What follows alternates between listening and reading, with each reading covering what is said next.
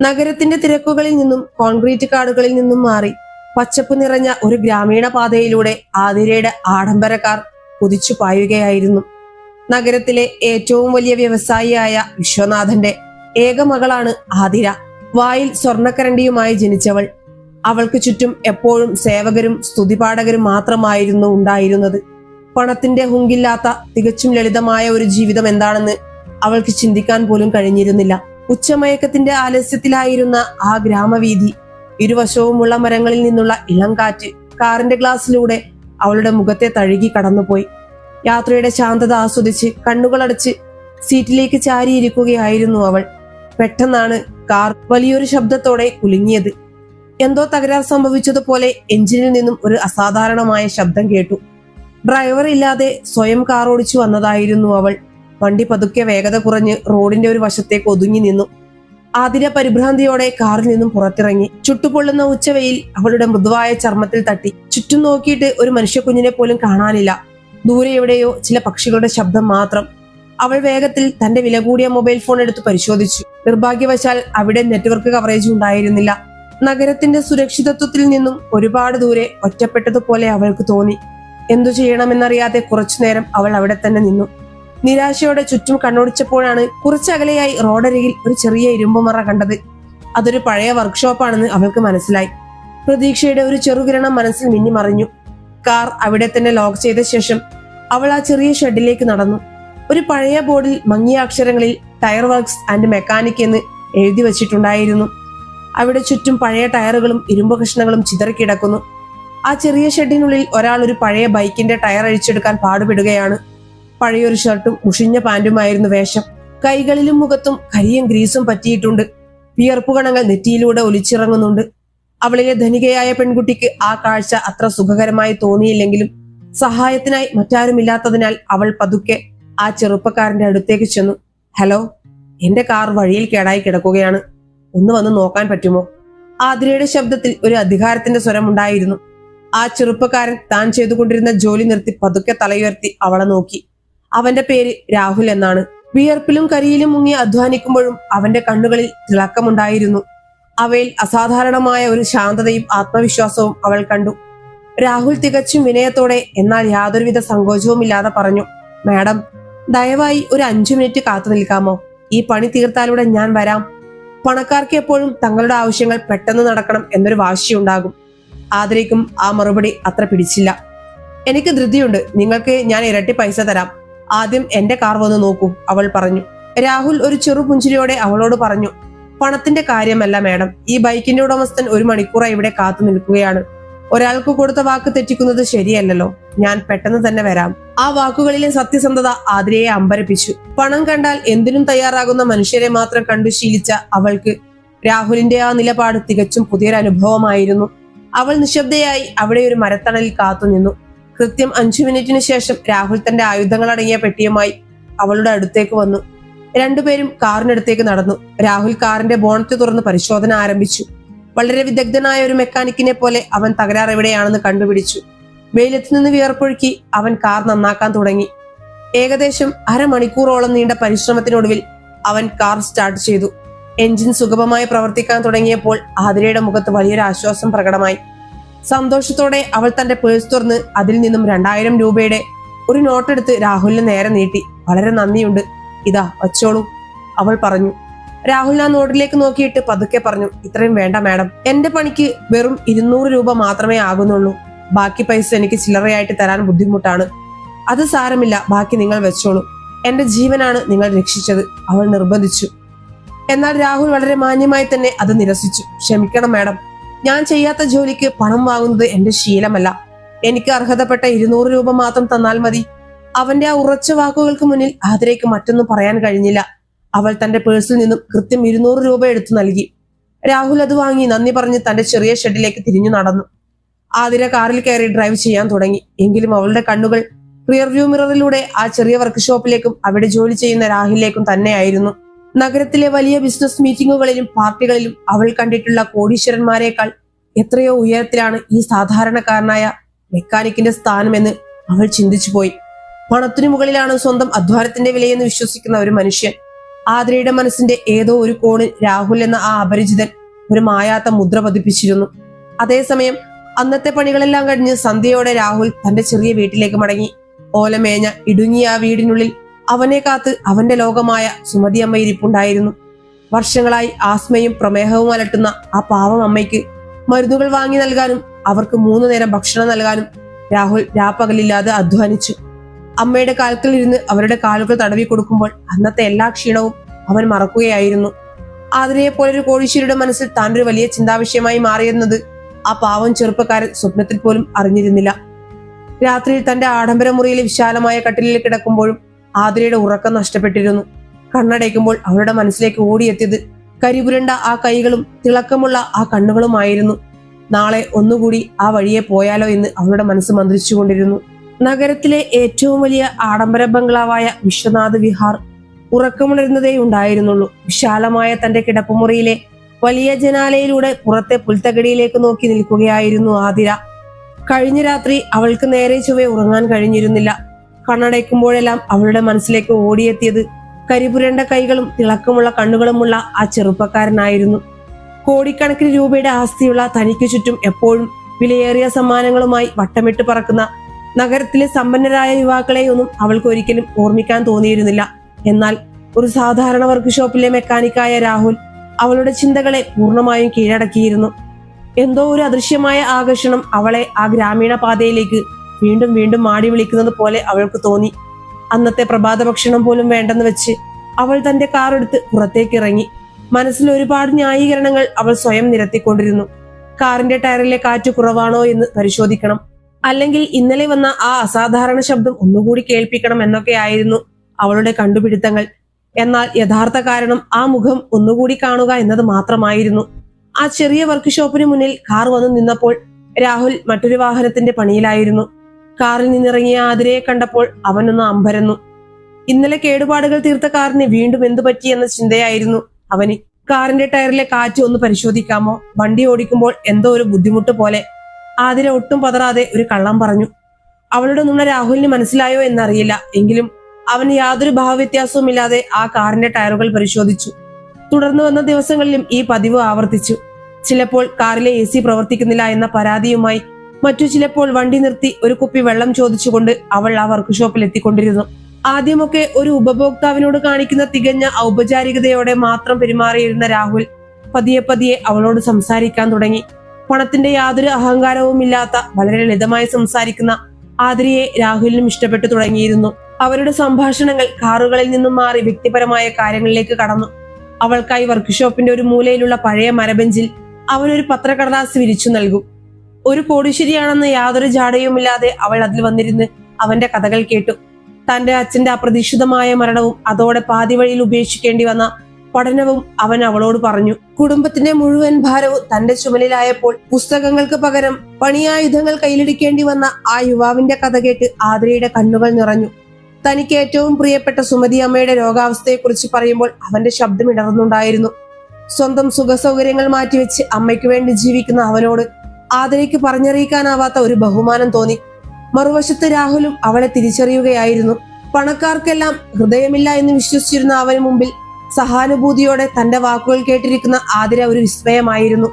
എങ്കിലും തങ്ങൾക്കിടയിലുള്ള പണത്തിന്റെയും പദവിയുടെയും വലിയ മതിൽക്കെട്ടിനെ കുറിച്ച് അവൻ ഇടയ്ക്കിടെ മനസ്സിനെ ഓർമ്മിപ്പിച്ചുകൊണ്ടിരുന്നു. അങ്ങനെ ഒരു ഉച്ചതിരിഞ്ഞ നേരത്താണ് പ്രകൃതി അപ്രതീക്ഷിതമായി ഭാവം മാറിയത്. കാർമുകിലിന്റെ വലിയൊരു കൂട്ടം ആകാശത്തെ മൂടി. പെട്ടെന്ന് യാതൊരു മുന്നറിയിപ്പുമില്ലാതെ വലിയൊരു മഴ പെയ്തിറങ്ങി. ആതിര അപ്പോൾ വർക്ക്ഷോപ്പിൽ രാഹുലിനോട് സംസാരിച്ചു നിൽക്കുകയായിരുന്നു. മഴ കനത്തതോടെ അവൾക്ക് കാറിലേക്ക് പോകാൻ കഴിയാത്ത അവസ്ഥയായി. ആ ചെറിയ ഇരുമ്പ് ഷെഡിനുള്ളിൽ അവർ രണ്ടുപേരും മാത്രം ഒറ്റപ്പെട്ടു. പുറത്ത് മഴയുടെ സംഗീതം, മേൽക്കൂരയിൽ വീഴുന്ന മഴത്തുള്ളികളുടെ താളം, ഇളം കാറ്റിൽ പറന്നെത്തിയ പുതുമണ്ണിന്റെ ഗന്ധം ആ അന്തരീക്ഷത്തെ കൂടുതൽ റൊമാൻറ്റിക് ആക്കി മാറ്റിയിരുന്നു. തണുപ്പ് അരിച്ചിറങ്ങിയപ്പോൾ ആതിര കൈകൾ കെട്ടി രാഹുലിനെ തന്നെ നോക്കി നിന്നു. അവൻ തന്റെ പണികളിൽ മുഴുകിയിരിക്കുകയായിരുന്നു. കുറച്ചു നേരത്തെ നിശബ്ദതയ്ക്ക് ശേഷം ആതിര ചോദിച്ചു, രാഹുൽ, നിനക്ക് എപ്പോഴെങ്കിലും തോന്നിയിട്ടുണ്ടോ ഈ ലോകം അല്ലെങ്കിൽ നിന്റെ വിധി നിന്നോട് വലിയ അനീതിയാണ് കാണിച്ചതെന്ന്? നിനക്ക് പഠിക്കാൻ കഴിഞ്ഞില്ല, ഒരുപാട് കഷ്ടപ്പെടുന്നു. ആ ചോദ്യം കേട്ട് രാഹുൽ തന്റെ കയ്യിലെ ഗ്രീസ് ഒരു പഴയ തുണി കൊണ്ട് തുടച്ചുകൊണ്ട് മുഖമുയർത്തി അവളെ നോക്കി. അവൻ ശാന്തമായി പുഞ്ചിരിച്ചുകൊണ്ട് പറഞ്ഞു, ഒരിക്കലുമില്ല ആതിര. എന്തിനാണ് ഞാൻ വിധിയെ പഴിക്കുന്നത്? എന്നെ ജീവന് തുല്യം സ്നേഹിക്കുന്ന ഒരു അമ്മയുണ്ട് എനിക്ക്. അധ്വാനിക്കാൻ ആരോഗ്യമുള്ള ശരീരമുണ്ട്, പട്ടിണി കിടക്കാതെ 2 നേരം കഴിക്കാൻ ഭക്ഷണവുമുണ്ട്. എനിക്കില്ലാത്തതിനെ കുറിച്ച് ഓർത്ത് ഞാൻ സങ്കടപ്പെട്ടാൽ ദൈവം എനിക്ക് നൽകിയ ഈ അനുഗ്രഹങ്ങളെ ഞാൻ അപമാനിക്കുന്നതിന് തുല്യമല്ലേ? ആ വാക്കുകൾ ആതിരയുടെ ഹൃദയത്തിന്റെ ആഴങ്ങളിലേക്കാണ് പതിച്ചത്. സർവ്വസമ്പത്തും ഉണ്ടായിട്ടും എന്തിനോ വേണ്ടി അലയുന്ന സമാധാനമില്ലാത്ത നഗരത്തിലെ കോടീശ്വരന്മാരെ അവൾ ഓർത്തു. എന്നാൽ ഒന്നുമില്ലായ്മയിലും ഇത്രത്തോളം സംതൃപ്തിയോടെ ജീവിക്കുന്ന രാഹുൽ അവൾക്ക് മുന്നിൽ ഒരു വലിയ തത്വശാസ്ത്രമായി മാറി. അവളിലെ പ്രണയം പൂർണ്ണമായും പൂവണിയുകയായിരുന്നു ആ നിമിഷം. മഴയുടെ ശക്തി കുറഞ്ഞു വരികയായിരുന്നു. ആതിര പതിയെ രാഹുലിന്റെ അടുത്തേക്ക് നടന്നു. അവളുടെ ഹൃദയമിടിപ്പ് വർദ്ധിക്കുന്നത് അവൾക്ക് സ്വയം കേൾക്കാമായിരുന്നു. അവൾ അവന്റെ കണ്ണുകളിലേക്ക് നോക്കി വളരെ പതുക്കെ എന്നാൽ വ്യക്തമായി ചോദിച്ചു, രാഹുൽ, നിന്നെ ഒരു പെൺകുട്ടിക്ക് ജീവന തുല്യം ഇഷ്ടമാണെങ്കിൽ അവൾ ഒരു വലിയ പണക്കാരിയാണെന്ന കാരണത്താൽ നീ അവളെ ഒഴിവാക്കുമോ? ആ ചോദ്യം രാഹുലിനെ അക്ഷരാർത്ഥത്തിൽ ഞെട്ടിച്ചു. ആതിര എന്താണ് ഉദ്ദേശിച്ചതെന്ന് അവന് വ്യക്തമായി മനസ്സിലായി. സമയം അവിടെ നിശ്ചലമായതുപോലെ തോന്നി. പുറത്ത് മഴത്തുള്ളികൾ വീഴുന്ന ശബ്ദം മാത്രം കേൾക്കാം. അവൻ കുറെ നേരം മൗനമായി നിന്നു. ആ മൗനത്തിൽ ആതിര തന്റെ ഉത്തരത്തിനായി കാതോർത്തു. ഒടുവിൽ രാഹുൽ മറുപടി പറഞ്ഞു, എന്നെ മനസ്സിലാക്കുന്ന ഒരു പെൺകുട്ടിയെ അവളുടെ പണത്തിന്റെ പേരിൽ ഞാൻ ഒരിക്കലും ഒഴിവാക്കില്ല ആതിര. പക്ഷേ എന്റെ കൂടെയുള്ള ജീവിതം അവൾക്ക് എന്തെങ്കിലും ബുദ്ധിമുട്ടുകൾ ഉണ്ടാക്കുമോ എന്ന് ഞാൻ തീർച്ചയായും ചിന്തിക്കും. ആ വാക്കുകളിലെ കരുതൽ ആതിരയ്ക്ക് മനസ്സിലായി. അവൻ നേരിട്ട് ഇഷ്ടമാണെന്ന് പറഞ്ഞില്ലെങ്കിലും അവന്റെ മനസ്സിലും താൻ ഇടം പിടിച്ചിട്ടുണ്ടെന്ന് അവൾ തിരിച്ചറിഞ്ഞു. അവളുടെ ചുണ്ടുകളിൽ മനോഹരമായ ഒരു പുഞ്ചിരി വിടർന്നു. മഴ പൂർണ്ണമായും തോർന്നിരുന്നു. അന്യോന്യം ഒന്നും പറയാതെ എന്നാൽ ഒരുപാട് കാര്യങ്ങൾ മനസ്സിലാക്കി ആതിര അവിടെ നിന്നും യാത്ര തിരിച്ചു. എന്നാൽ വരാനിരിക്കുന്ന വലിയ കൊടുങ്കാറ്റുകളെ കുറിച്ച് ആ നിമിഷം അവർ രണ്ടുപേരും ചിന്തിച്ചിരുന്നില്ല. മഴ തോർന്ന ആ പകലിനു ശേഷം ആതിരയുടെയും രാഹുലിന്റെയും ജീവിതം പുതിയൊരു താളത്തിലേക്ക് പ്രവേശിക്കുകയായിരുന്നു. പതുക്കെ പതുക്കെ അവർക്കിടയിൽ ഉണ്ടായിരുന്ന അപരിചിത്വത്തിന്റെ മഞ്ഞുരുകി. ഓരോ ദിവസം കഴിയുന്തോറും അവരുടെ സംഭാഷണങ്ങൾക്ക് കൂടുതൽ ആഴവും അർത്ഥവും കൈവന്നു. രാഹുലിനെ കാണാതിരിക്കുന്ന ദിവസങ്ങളിൽ ആതിരയുടെ മനസ്സ് വല്ലാതെ അസ്വസ്ഥമായി തുടങ്ങി. അവൾക്ക് ചുറ്റുമുള്ള ആഡംബര ലോകം അവൾക്ക് വെറുമൊരു വിദ്യയായി തോന്നി. യഥാർത്ഥ സന്തോഷം ആ ചെറിയ വർക്ക്ഷോപ്പിലെ കരിപുരണ്ട ചുറ്റുപാടിലാണെന്ന് അവളുടെ ഹൃദയം മന്ത്രിച്ചുകൊണ്ടിരുന്നു. രാഹുലിനും അവളുടെ സാമീപ്യം ഒരു ശീലമായി മാറിയിരിക്കുന്നു. എങ്കിലും തന്റെ ദാരിദ്ര്യവും അവളുടെ സമ്പത്തും തമ്മിലുള്ള അന്തരത്തെക്കുറിച്ചോർത്ത് അവൻ ഇടയ്ക്കിടെ ഭയന്നു. ഒരു ദിവസം പതിവ് പോലെ സംസാരിച്ചിരിക്കുന്നതിനിടയിൽ ആതിര തന്റെ വലിയൊരാഗ്രഹം രാഹുലിനോട് പറഞ്ഞു. രാഹുൽ, എനിക്ക് നിന്റെ അമ്മയെ ഒന്ന് കാണണം. ആ ചോദ്യം അവനെ അക്ഷരാർത്ഥത്തിൽ അമ്പരപ്പിച്ചു. ഒരു കോടീശ്വരിയായ പെൺകുട്ടി തന്റെ ഓലമേഞ്ഞ ചോർന്നൊലിക്കുന്ന കുടിലിലേക്ക് വരുന്നതിനെ കുറിച്ച് അവന് ചിന്തിക്കാൻ പോലും ആയിരുന്നില്ല. അവൻ അവളെ പിന്തിരിപ്പിക്കാൻ പലതും പറഞ്ഞു നോക്കി. എന്നാൽ അവളുടെ നിർബന്ധത്തിന് മുന്നിൽ അവന് കീഴടങ്ങേണ്ടി വന്നു. അങ്ങനെ ആതിര ആദ്യമായി രാഹുലിന്റെ ആ ചെറിയ വീട്ടിലേക്ക് കാലെടുത്തു വെച്ചു. നഗരത്തിലെ കൊട്ടാരം പോലത്തെ വീട്ടിൽ വളർന്ന അവൾക്ക് ആ കാഴ്ച തികച്ചും നൊമ്പരമുണ്ടാക്കുന്നതായിരുന്നു. ഇടുങ്ങിയ മുറികൾ, മങ്ങിയ വെളിച്ചം, പഴയൊരു കട്ടിലിൽ ചുമച്ചു കിടക്കുന്ന സുമതിയമ്മ. ആതിര യാതൊരു അറപ്പുമില്ലാതെ സുമതിയമ്മയുടെ അടുത്തേക്ക് ചെന്നു. വളരെ ആദരവോടെ ആ അമ്മയുടെ കാലുകളിൽ തൊട്ട് വന്ദിച്ചു. സുമതിയമ്മ അത്ഭുതത്തോടെ ആ പെൺകുട്ടിയെ നോക്കി. ഇത്രയും ഐശ്വര്യവതിയായ വില കൂടിയ വസ്ത്രങ്ങൾ ധരിച്ച ഒരു പെൺകുട്ടി തന്റെ മകന്റെ കൂടെ വന്നത് അവർക്ക് വിശ്വസിക്കാൻ കഴിഞ്ഞില്ല. ആതിര വളരെ സ്നേഹത്തോടെ സുമതിയമ്മയുടെ അരികിലിരുന്ന് അവരുടെ ആരോഗ്യ വിവരങ്ങൾ ചോദിച്ചറിഞ്ഞു. അവരുടെ ആ സ്നേഹപ്രകടനം ആ പാവം അമ്മയുടെ കണ്ണുകളെ ഏറെ നനയിച്ചു. ആതിര മടങ്ങിപ്പോകുമ്പോൾ സുമതിയമ്മ രാഹുലിനെ നോക്കി ഒരു പുഞ്ചിരിയോടെ പറഞ്ഞു, മോനെ, ഈ കുട്ടി ഒരുപാട് നല്ലവളാണ്. ആ വാക്കുകൾ രാഹുലിന്റെ ഹൃദയത്തിൽ വലിയൊരു കുളിർമഴയായി പെയ്തിറങ്ങി. ദിവസങ്ങൾ കടന്നുപോയി. ആതിരയുടെ ജന്മദിനം വന്നെത്തി. നഗരത്തിലെ ഏറ്റവും വലിയ ആഘോഷങ്ങളിൽ ഒന്നായി അവളുടെ ജന്മദിനം മാറ്റാൻ വിശ്വനാഥൻ തീരുമാനിച്ചിരുന്നു. വിശ്വനാഥ് വിഹാറിൽ അതിനുള്ള ഒരുക്കങ്ങൾ തകൃതിയായി നടക്കുകയാണ്. പ്രമുഖരായ ബിസിനസ്സുകാരും രാഷ്ട്രീയക്കാരും പങ്കെടുക്കുന്ന വലിയൊരു വിരുന്ന്. എന്നാൽ അന്ന് രാവിലെ തന്നെ ആതിര തന്റെ കാറെടുത്ത് നേരെ പോയത് രാഹുലിന്റെ കടയിലേക്കാണ്. അവൻ പതിവ് പോലെ ഒരു വാഹനത്തിന്റെ പണിയിൽ മുഴുകിയിരിക്കുകയായിരുന്നു. ഇത്ര രാവിലെ അവളെ അവിടെ കണ്ടപ്പോൾ അവൻ ചോദിച്ചു, ഇന്നെന്താ ഇത്ര രാവിലെ? ഇന്ന് എന്റെ ജന്മദിനമാണ് രാഹുൽ. അവളുടെ കണ്ണുകളിൽ ഒരു പ്രത്യേക തിളക്കമുണ്ടായിരുന്നു. പെട്ടെന്ന് രാഹുൽ എന്തോ ഓർത്തതുപോലെ തന്റെ പണി നിർത്തി എഴുന്നേറ്റു. അവൻ അടുത്തുള്ള ഒരു ചെറിയ ബേക്കറിയിലേക്ക് ഓടിപ്പോയി. നിമിഷങ്ങൾക്കകം കുറച്ച് സാധാരണ മധുരപലഹാരങ്ങളുമായി അവൻ തിരിച്ചെത്തി. വളരെ സ്നേഹത്തോടെ അവനത് അവൾക്ക് നേരെ നീട്ടി. സ്വർണവും വജ്രവും സമാനമായി ലഭിച്ചിട്ടുള്ള കോടികളുടെ കേക്കുകൾ മുറിച്ചിട്ടുള്ള അവൾക്ക് ആ കടലാസ് പൊതിയിലെ ചെറിയ മിഠായി ലോകത്തിലെ ഏറ്റവും വിലയേറിയ സമ്മാനമായി തോന്നി. അവർ രണ്ടുപേരും അവിടെയിരുന്ന് ആ മധുരം പങ്കിട്ടു. എന്റെ ജീവിതത്തിൽ എനിക്ക് കിട്ടിയ ഏറ്റവും മനോഹരമായ ജന്മദിന സമ്മാനമാണിത്, ആതിര പറഞ്ഞപ്പോൾ രാഹുലിന്റെ കണ്ണുകൾ സന്തോഷം കൊണ്ട് നിറഞ്ഞു. അന്ന് വൈകുന്നേരം വിശ്വനാഥന്റെ ബംഗ്ലാവിൽ വലിയൊരു പാർട്ടിയാണ് നടന്നത്. ആതിര വില കൂടിയ വസ്ത്രങ്ങൾ അണിഞ്ഞ് അതിഥികളെ സ്വീകരിച്ചെങ്കിലും അവളുടെ മനസ്സ് അവിടെ ആയിരുന്നില്ല. അവളുടെ ചിന്തകൾ മുഴുവൻ ആ ചെറിയ വർക്ക്ഷോപ്പിലായിരുന്നു. വിശ്വനാഥൻ വളരെ സൂക്ഷ്മതയുള്ള ഒരു ബിസിനസ്സുകാരനാണ്. അതോടൊപ്പം മകളെ ജീവന് തുല്യം സ്നേഹിക്കുന്ന ഒരു അച്ഛനും. മകളുടെ മുഖത്തെ ഈ മാറ്റം അയാളുടെ കണ്ണുകളിൽ നിന്നും മറഞ്ഞിരുന്നില്ല. തന്റെ മകളുടെ ജീവിതത്തിൽ താൻ അറിയാതെ മറ്റാരോ കടന്നു വന്നിട്ടുണ്ടെന്ന് ആ അച്ഛന്റെ മനസ്സ് മന്ത്രിച്ചു. പിറ്റേന്ന് രാവിലെ ആതിര ഒരു വലിയ തീരുമാനമെടുത്തു. ഇനി ഈ സത്യം അച്ഛനിൽ നിന്ന് മറച്ചു വെക്കുന്നതിൽ അർത്ഥമില്ല. എന്തു വന്നാലും രാഹുലിനെ കുറിച്ചുള്ള കാര്യങ്ങൾ അച്ഛനോട് തുറന്നു പറയണം. അവൾ നേരെ വിശ്വനാഥന്റെ വിശാലമായ ലൈബ്രറി മുറിയിലേക്ക് നടന്നു. വലിയ പുസ്തക ശേഖരങ്ങൾക്കും ആഡംബര ഫർണിച്ചറുകൾക്കും നടുവിൽ ഒരു കസേരയിൽ ഇരുന്ന് പത്രം വായിക്കുകയായിരുന്നു അയാൾ. അച്ഛാ, എനിക്ക് അച്ഛനോട് വളരെ പ്രധാനപ്പെട്ട ഒരു കാര്യം സംസാരിക്കാനുണ്ട്. അവളുടെ ശബ്ദത്തിൽ ചെറിയൊരു വിറയലുണ്ടായിരുന്നു. വിശ്വനാഥൻ പത്രം താഴെ വെച്ച് അവളെ നോക്കി പുഞ്ചിരിച്ചു. പറയൂ മോളെ, നിനക്ക് എന്താണ് വേണ്ടത്? കുറച്ചു നിമിഷത്തെ മൗനത്തിന് ശേഷം ആതിര എല്ലാം തുറന്നു പറഞ്ഞു. രാഹുൽ എന്ന ചെറുപ്പക്കാരനെ കുറിച്ചും അവന്റെ സത്യസന്ധതയെക്കുറിച്ചും കുടുംബത്തോടുള്ള അവന്റെ ആത്മാർത്ഥതയെക്കുറിച്ചും അവൾ വാചാലയായി. തനിക്ക് അവന് ജീവനാണെന്നും അവൾ പറഞ്ഞു നിർത്തി. ആദ്യം വളരെ ശാന്തനായി കേട്ടിരുന്ന വിശ്വനാഥന്റെ മുഖഭാവം പതുക്കെ മാറി വന്നു. രാഹുൽ ഒരു സാധാരണ വർക്ക്ഷോപ്പ് മെക്കാനിക് ആണെന്നും റോഡരികിൽ പണിയെടുക്കുന്നവനാണെന്നും കേട്ടപ്പോൾ അയാളുടെ നിയന്ത്രണം നഷ്ടപ്പെട്ടു. കോപം കൊണ്ട് അയാളുടെ കണ്ണുകൾ ചുവന്നു. അയാൾ കസേരയിൽ നിന്നും ചാടി എഴുന്നേറ്റു. ആതിര, നീ എന്താണ് ഈ പറയുന്നത്? നിനക്കെന്താ ഭ്രാന്ത് പിടിച്ചോ? ഈ നഗരത്തിലെ ഏറ്റവും വലിയ കോടീശ്വരന്റെ മകൾ ഒരു റോഡരികിലെ പഞ്ചറൊട്ടിക്കുന്നവനെയാണോ സ്നേഹിക്കുന്നത്? ജീവിതം വെറും സ്നേഹം കൊണ്ടോ നന്മ കൊണ്ടോ മാത്രം മുന്നോട്ട് പോകില്ല മോളെ.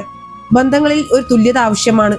അവൻ നമ്മുടെ ചെരുപ്പിന്റെ വില പോലും ഇല്ലാത്തവനാണ്. വിശ്വനാഥന്റെ ശബ്ദം ആ വലിയ മുറിയിൽ മുഴങ്ങി. എന്നാൽ ആതിര ഒട്ടും പതറിയില്ല. അവളുടെ കണ്ണുകളിൽ ഉറച്ച തീരുമാനമുണ്ടായിരുന്നു.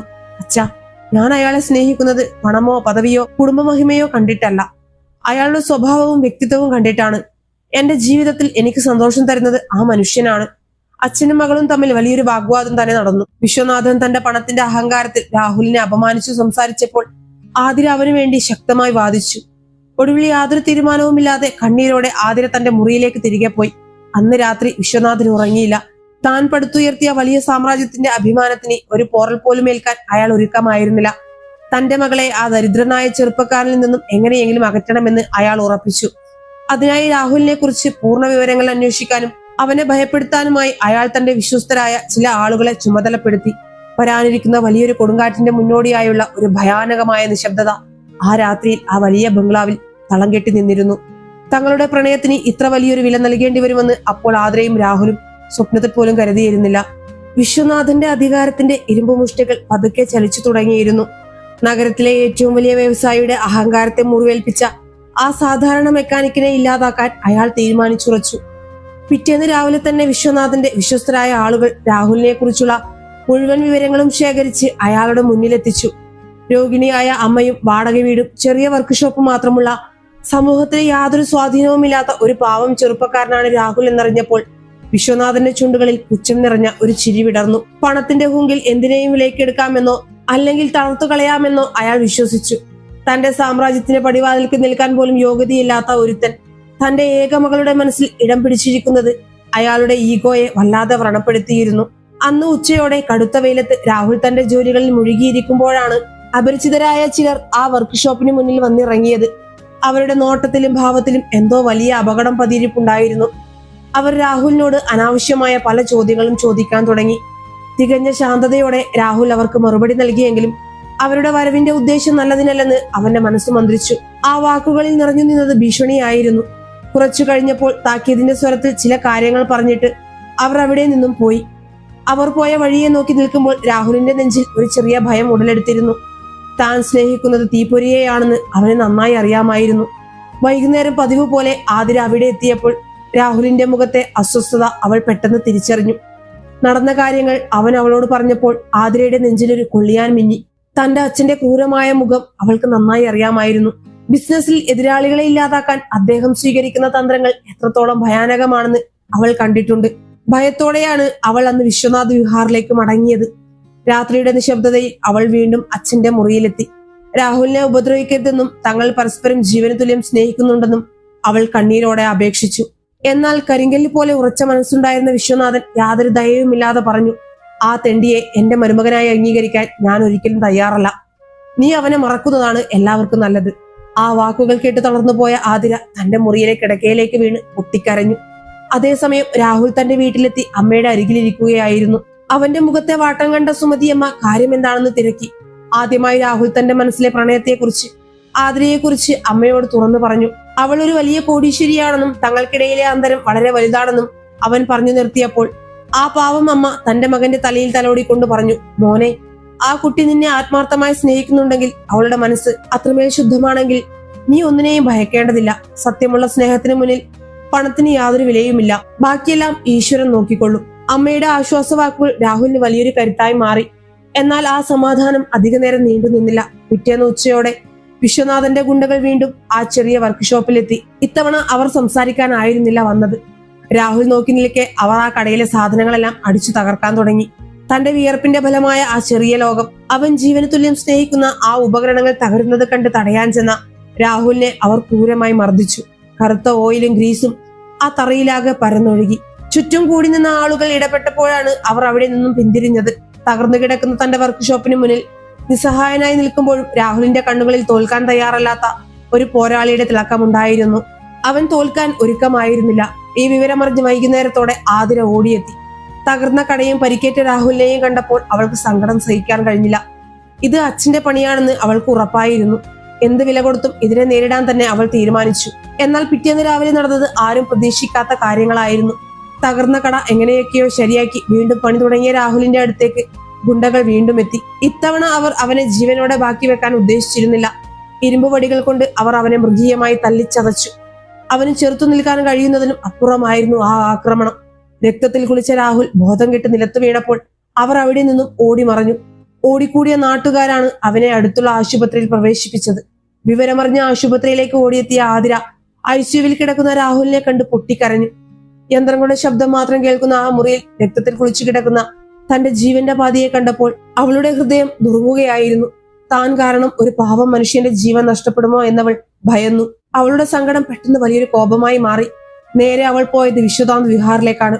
തന്റെ അച്ഛന്റെ ക്രൂരതയ്ക്ക് മുന്നിൽ ഇനി ഒരു നിമിഷം പോലും നിൽക്കില്ലെന്ന് അവൾ തീരുമാനിച്ചു.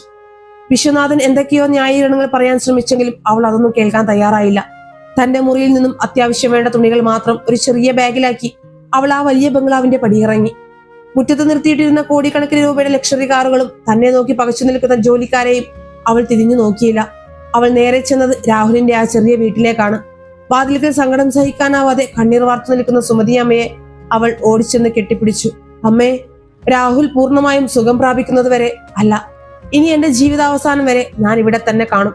അവനെ ഞാൻ എന്റെ ജീവൻ കൊടുത്തും സംരക്ഷിക്കും. ആതിരയുടെ ആ വാക്കുകൾ കേട്ട് സുമതി അമ്മ അവളെ തന്റെ നെഞ്ചോട് ചേർത്ത് പിടിച്ചു. കോടികളുടെ ആഡംബര ലോകം ഉപേക്ഷിച്ച് സ്നേഹത്തിന് വേണ്ടി മാത്രം ആതിര ആ ചെറിയ കുടിലേക്ക് എന്നേക്കുമായി ചേക്കേറുകയായിരുന്നു. ആതിരയുടെ ജീവിതം ആ ചെറിയ കുടിലിൽ തികച്ചും പുതിയൊരു അധ്യായം കുറിക്കുകയായിരുന്നു. കോടികളുടെ ആഡംബരങ്ങളിൽ പട്ടുമെത്തയിൽ മാത്രം ഉറങ്ങി ശീലിച്ച അവൾ ആ വാടക വീട്ടിലെ പരിക്കൻ പായയിൽ യാതൊരു പരാതിയുമില്ലാതെ കിടന്നുറങ്ങി. രാഹുൽ ആശുപത്രിയിലായ ആ ദിവസങ്ങളിൽ സുമതി അമ്മയ്ക്ക് ഒരു മകളായി അവർക്ക് മരുന്നും ഭക്ഷണവും നൽകി അവൾ ആ വീടിന്റെ നെടുംതൂണായി മാറി. പകൽ സമയങ്ങളിൽ ആശുപത്രിയിലെ വരാന്തകളിൽ രാഹുലിന്റെ ജീവന് വേണ്ടി അവൾ കണ്ണീരോടെ പ്രാർത്ഥിച്ചു കാത്തുനിന്നു. ദിവസങ്ങൾ നീണ്ട തീവ്ര പരിചരണത്തിനൊടുവിൽ രാഹുൽ അപകടനില തരണം ചെയ്തു. അവന്റെ ബോധം തെളിഞ്ഞപ്പോൾ ആദ്യം കണ്ടത് തന്റെ അരികിൽ കണ്ണീരോടെ എന്നാൽ വലിയൊരു ആശ്വാസത്തോടെ നോക്കി നിൽക്കുന്ന ആതിരയെയാണ്. അച്ഛന്റെ വീടും സമ്പത്തും ഉപേക്ഷിച്ച് അവൾ തനിക്കായി വന്നുവെന്ന സത്യം അവനെ വല്ലാതെ സ്പർശിച്ചു. ആഴ്ചകൾക്ക് ശേഷം ആശുപത്രിയിൽ നിന്നും ഡിസ്ചാർജ് വാങ്ങി രാഹുൽ വീട്ടിലെത്തി. തന്നെ വരവേൽക്കാൻ ആ ചെറിയ വീടിന്റെ ഉമ്മറത്ത് നിൽക്കുന്ന ആതിരയെ കണ്ടപ്പോൾ അവന്റെ കണ്ണുകൾ നിറഞ്ഞുപോയി. അവൻ അവളോട് പറഞ്ഞു, ആതിര, നീ എന്തിനാണ് നിന്റെ ആ വലിയ ലോകം ഉപേക്ഷിച്ച് ഈ ദാരിദ്ര്യത്തിലേക്ക് വന്നത്? നിനക്ക് അവിടെ ഒരുപാട് കഷ്ടപ്പെടേണ്ടി വരും. എന്നാൽ അവളുടെ മറുപടി വളരെ വ്യക്തമായിരുന്നു. നിന്നേക്കാൾ വലിയൊരു സമ്പത്തും എനിക്ക് ഈ ലോകത്തില്ല രാഹുൽ. നീ കൂടെയുണ്ടെങ്കിൽ ഈ ചെറിയ കുടിൽ എനിക്ക് സ്വർഗമാണ്. ആ വാക്കുകൾ അവനിൽ പുതിയൊരു ഊർജം നിറച്ചു. ഗുണ്ടകളുടെ മർദ്ദനമേറ്റ് തകർന്നു പോയ തന്റെ ശരീരത്തെയും മനസ്സിനെയും അവൻ അതിവേഗം വീണ്ടെടുത്തു. തോറ്റുകൊടുക്കാൻ അവൻ ഒരുക്കമായിരുന്നില്ല. ആതിരയുടെ സ്നേഹവും പിന്തുണയും അവന് വലിയൊരു കരുത്തായി മാറി. പഴയ വർക്ക്ഷോപ്പ് വീണ്ടും തുറക്കാൻ അവൻ തീരുമാനിച്ചു. എന്നാൽ ഇത്തവണ അവൻ അവിടെ മാത്രം ഒതുങ്ങിയില്ല. വാഹനങ്ങളുടെ അല്ലറ ചില്ലറ കാര്യങ്ങൾ മാത്രം നോക്കിയിരുന്ന അവൻ മറ്റ് അറ്റകുറ്റപ്പണികളും ഏറ്റെടുക്കാൻ തുടങ്ങി. അവന്റെ സത്യസന്ധതയും കഠിനാധ്വാനവും വളരെ വേഗം ഫലം കണ്ടു തുടങ്ങി. പഴയ ഇടപാടുകാർ അവനെ തേടി വീണ്ടും എത്തി. ജോലി തിരക്ക് കൂടിയപ്പോൾ അവൻ 2 സഹായികളെ കൂടി പണിക്കെടുത്തു. മാസങ്ങൾക്കുള്ളിൽ ആ ചെറിയ വർക്ക്ഷോപ്പ് മാറി അവിടെ ഒരു വലിയ ഗാരേജ് ഉയർന്നു വന്നു. നഗരത്തിലെ തന്നെ അറിയപ്പെടുന്ന ഒരു മെക്കാനിക്കായി രാഹുൽ വളരുകയായിരുന്നു. സാമ്പത്തികമായി അവരുടെ ചുറ്റുപാടുകൾ മെച്ചപ്പെട്ടു. ഇതിനെല്ലാം പിന്നിൽ ആതിരയുടെ നിസ്വാർത്ഥമായ സ്നേഹവും പ്രാർത്ഥനയും ഉണ്ടായിരുന്നു. മറുവശത്ത് വിശ്വനാഥൻ തന്റെ വലിയ ബംഗ്ലാവിൽ ഒറ്റപ്പെടലിന്റെ വേദന അനുഭവിക്കുകയായിരുന്നു. മകൾ പോയതോടെ ആ വലിയ വീട് ശൂന്യമായതുപോലെ അയാൾക്ക് തോന്നി. പണമുണ്ടെങ്കിൽ എന്തും നേടാമെന്ന അയാളുടെ അഹങ്കാരത്തിന് ഏറ്റ ഏറ്റവും വലിയ തിരിച്ചടിയായിരുന്നു ആതിരയുടെ പടിയിറക്കം. രാഹുലിന്റെ വളർച്ചയെക്കുറിച്ചും അയാളുടെ ബിസിനസ് മെച്ചപ്പെടുന്നതിനെക്കുറിച്ചും വിശ്വനാഥൻ തന്റെ ആളുകൾ വഴി അറിയുന്നുണ്ടായിരുന്നു. താൻ ചവിട്ടിത്താത്താൻ ശ്രമിച്ചവൻ സ്വന്തം കാലിൽ ഉയർന്നു നിൽക്കുന്നത് അയാളെ വല്ലാതെ അസ്വസ്ഥനാക്കി. എങ്കിലും തന്റെ ഈഗോയും അഹങ്കാരവും മാറ്റിവെച്ച് മകളെ തിരികെ വിളിക്കാൻ അയാൾ തയ്യാറായിരുന്നില്ല. താൻ തോറ്റുപോയി എന്ന് സമ്മതിക്കാൻ ആ വലിയ കോടീശ്വരന്റെ മനസ്സ് അനുവദിച്ചില്ല. എന്നാൽ വിധിയുടെ വിളയാട്ടം മറ്റൊന്നായിരുന്നു. വിശ്വനാഥന്റെ അഹങ്കാരത്തിന്റെ കോട്ടകൾ തകർന്നു വീഴാൻ പ്രകൃതി തന്നെ ഒരു നിമിഷം കാത്തുവെച്ചിരുന്നു. ഒരു ദിവസം സുപ്രധാനമായ ഒരു ബിസിനസ് ആവശ്യത്തിനായി അയൽ സംസ്ഥാനത്തേക്ക് തന്റെ ആഡംബര കാറിൽ യാത്ര ചെയ്യുകയായിരുന്നു വിശ്വനാഥൻ. ഹൈവേയിലെ വളവിൽ വെച്ച് എതിർദിശയിൽ നിന്നും അമിത വേഗത്തിൽ വന്ന ഒരു ലോറി വിശ്വനാഥന്റെ കാറിലേക്ക് പാഞ്ഞു കയറി. വലിയൊരു ശബ്ദത്തോടെ കാർ റോഡരികിലെ കൊക്കയിലേക്ക് മറിഞ്ഞു. പൂർണ്ണമായും തകർന്ന കാറിനുള്ളിൽ രക്തത്തിൽ കുളിച്ച് ബോധം നഷ്ടപ്പെട്ട് വിശ്വനാഥൻ കുടുങ്ങിക്കിടന്നു. ചുറ്റും കൂടിയ ആളുകൾ അപകടത്തിന്റെ ഭീകരത കണ്ട് പകച്ചു നിന്നതല്ലാതെ ആരും രക്ഷിക്കാൻ മുന്നോട്ട് വന്നില്ല. അതേസമയം വാഹനങ്ങളുടെ സ്പെയർ പാർട്സുകൾ വാങ്ങാനായി നഗരത്തിലേക്ക് പോവുകയായിരുന്ന രാഹുൽ ആ വഴിയാണ് വന്നത്. വലിയൊരു ആൾക്കൂട്ടം കണ്ട് അവൻ വണ്ടി നിർത്തി പുറത്തിറങ്ങി. അപകടത്തിൽപ്പെട്ട കാർ കണ്ടയുടൻ അവൻ രണ്ടാമതൊന്നും ആലോചിക്കാതെ കൊക്കയിലേക്ക് ഇറങ്ങിച്ചെന്നു. കാറിന്റെ വാതിലുകൾ ലോക്കായിട്ടുണ്ടായിരുന്നു. തകർന്ന ഗ്ലാസ്സിലൂടെ അകത്തേക്ക് നോക്കിയ രാഹുൽ ഒരു നിമിഷം ഞെട്ടിത്തരിച്ചുപോയി. അകത്ത് ചോരയിൽ കുളിച്ചു കിടക്കുന്നത് സാക്ഷാൽ വിശ്വനാഥൻ.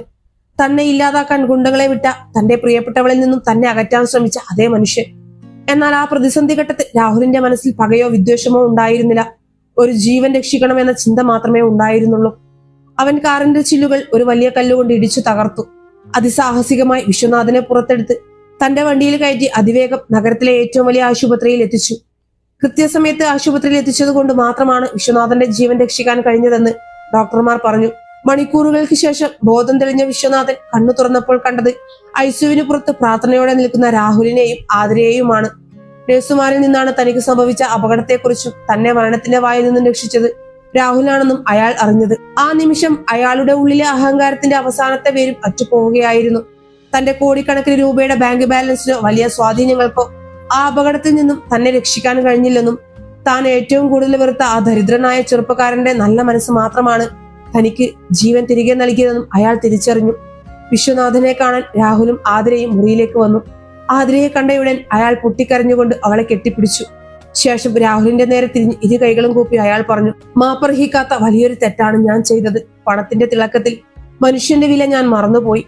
നീ എന്റെ മകൾക്ക് മാത്രമല്ല എന്റെ കോടികൾക്ക് മുകളിലാണെന്ന് നീ തെളിയിച്ചു മോനെ. എന്നോട് ക്ഷമിക്കണം. രാഹുൽ വേഗത്തിൽ ആ കൈകൾ പിടിച്ചു താഴ്ത്തി സ്നേഹത്തോടെ അയാളെ ആശ്വസിപ്പിച്ചു. കാലം എല്ലാ മുറിവുകളും ഉണക്കി.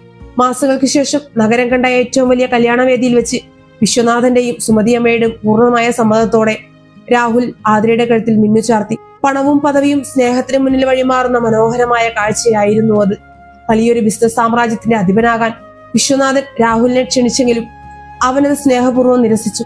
തന്റെ വിയർപ്പിലൂടെ പടുത്തുയർത്തിയ രാഹുൽ മോട്ടോഴ്സ് എന്ന തന്റെ പ്രസ്ഥാനത്തെ കൂടുതൽ വലുതാക്കാനാണ് അവൻ ആഗ്രഹിച്ചത്. ആതിര അവനൊരു താങ്ങായി എപ്പോഴും കൂടെ തന്നെ നിന്നിരുന്നു.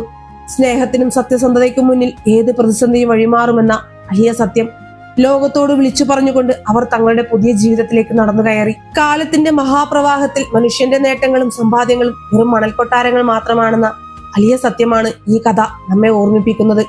പണവും പ്രതാപവും നൽകുന്ന അഹങ്കാരത്തിന്റെ ഉത്തുംഗ ശൃംഗങ്ങളിൽ ഇരിക്കുമ്പോഴും മണ്ണിൽ വിയർപ്പൊഴുക്കി ജീവിക്കുന്ന സാധാരണക്കാരന്റെ നെഞ്ചിലെ സ്നേഹത്തിന് മുന്നിൽ അതെല്ലാം എത്ര നിസ്സാരമാണെന്ന് ഈ ജീവിതഗന്ധിയായ കഥ പറഞ്ഞു തരുന്നു. സമ്പത്തിന്റെ പകിട്ടിൽ കണ്ണുമഞ്ഞളിച്ചു പോകുന്ന ആധുനിക സമൂഹത്തിന് മുന്നിൽ സത്യസന്ധതയുടെയും കഠിനാധ്വാനത്തിന്റെയും വില എത്രത്തോളം ഉണ്ടെന്ന് ഇത് അടിവരയിട്ട് കാണിക്കുന്നു. കോടികളുടെ ആസ്തിയുള്ള ഒരു സാമ്രാജ്യത്തിന്റെ അധിപന് തന്റെ പണത്തിന്റെ ഹുങ്കിൽ എന്തിനേയും വിലയ്ക്ക് വാങ്ങാമെന്നോ ഇല്ലാതാക്കാമെന്നോ ഉള്ള മിഥ്യാബോധം ഉണ്ടായിരുന്നു. എന്നാൽ യാതൊരു സ്വാധീനവുമില്ലാത്ത തെരുവോരത്ത് വിയർപ്പൊഴുക്കി ജീവിക്കുന്ന ഒരു പാവം യുവാവിന്റെ നിസ്വാർത്ഥമായ സ്നേഹത്തിന് മുന്നിൽ ആ അഹങ്കാരത്തിന്റെ കോട്ടകൾ ചീട്ടുകൊട്ടാരം പോലെ തകർന്നു വീഴുന്നതാണ് നാം കണ്ടത്. സ്നേഹം എന്നത് വിലപേശി വാങ്ങാനോ ഭീഷണിപ്പെടുത്തി ഇല്ലാതാക്കാനോ കഴിയുന്ന ഒന്നല്ല. അത് രണ്ട് ഹൃദയങ്ങൾ തമ്മിലുള്ള അദൃശ്യവും എന്നാൽ അഭേദ്യവുമായ ഒരു ആത്മബന്ധമാണ്. ആഡംബരങ്ങളുടെ പട്ടുമെത്തയേക്കാൾ സുരക്ഷിതത്വം സ്നേഹമുള്ളവന്റെ കുടിലിലെ പരുക്കൻ പായയിലാണെന്ന് തിരിച്ചറിയുന്ന ഒരു പെൺകുട്ടിയുടെ നിശ്ചയദാർഢ്യം. ഭൗതികമായ സമ്പത്തിനപ്പുറം മാനസികമായ സംതൃപ്തിക്കാണ് മനുഷ്യ ജീവിതത്തിൽ പ്രാധാന്യമെന്ന് നമ്മെ പഠിപ്പിക്കുന്നു. ജീവിതത്തിൽ നാം എത്രത്തോളം ഉയരത്തിലെത്തിയാലും നമ്മൾ സമ്പാദിച്ചു കൂട്ടുന്ന കോടികൾക്കൊന്നും ഒരു അത്യാഹിതം വരുമ്പോൾ നമ്മുടെ ജീവൻ രക്ഷിക്കാൻ കഴിഞ്ഞെന്ന് വരില്ല. അതിന് ഉത്തമ ഉദാഹരണമാണ് കൊക്കയിലേക്ക് വാഹനം വീണ സമയത്ത് രാഹുൽ അദ്ദേഹത്തെ രക്ഷിച്ചത്. അവിടെ നമ്മെ സഹായിക്കാൻ ഒരുപക്ഷെ നാം ഏറ്റവും കൂടുതൽ വെറുത്തവരോ പുച്ഛിച്ചു തള്ളിയവരോ തന്നെ വേണ്ടി വന്നേക്കാം. പ്രതികാരത്തിന് പകരം കരുണയും വെറുപ്പിന് പകരം സ്നേഹവും നൽകാൻ കഴിയുന്നവനാണ് യഥാർത്ഥ മനുഷ്യൻ.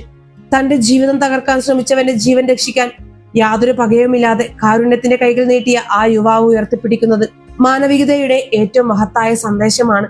മനുഷ്യന്റെ യഥാർത്ഥ സൗന്ദര്യം എന്നത് വില കൂടിയ വസ്ത്രങ്ങളിലോ ബാങ്ക് ബാലൻസിലോ അല്ല, മറിച്ച് അവന്റെ മനസ്സിലെ നന്മയിലും സഹജീവികളോടുള്ള കരുതലിലുമാണെന്ന് ഈ കഥ ആത്മാവിലേക്ക് ആഴ്ന്നിറങ്ങുന്ന അക്ഷരങ്ങളിലൂടെ നമ്മോട് സംവദിക്കുന്നു.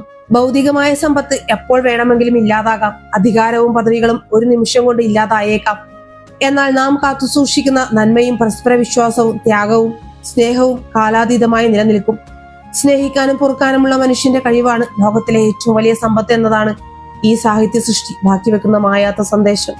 പ്രിയപ്പെട്ടവരെ, ഈ കഥ നിങ്ങൾക്ക് ഇഷ്ടപ്പെട്ടുവെങ്കിൽ, നിങ്ങളെ ഹൃദയത്തെ തൊട്ടുവെങ്കിൽ തീർച്ചയായും നിങ്ങളെ ലൈക്ക് അറിയിക്കാൻ മറക്കരുത്. കൂടാതെ നിങ്ങളുടെ വിലയേറെ അഭിപ്രായങ്ങളും താഴെ കമന്റ് ബോക്സിൽ രേഖപ്പെടുത്തുക.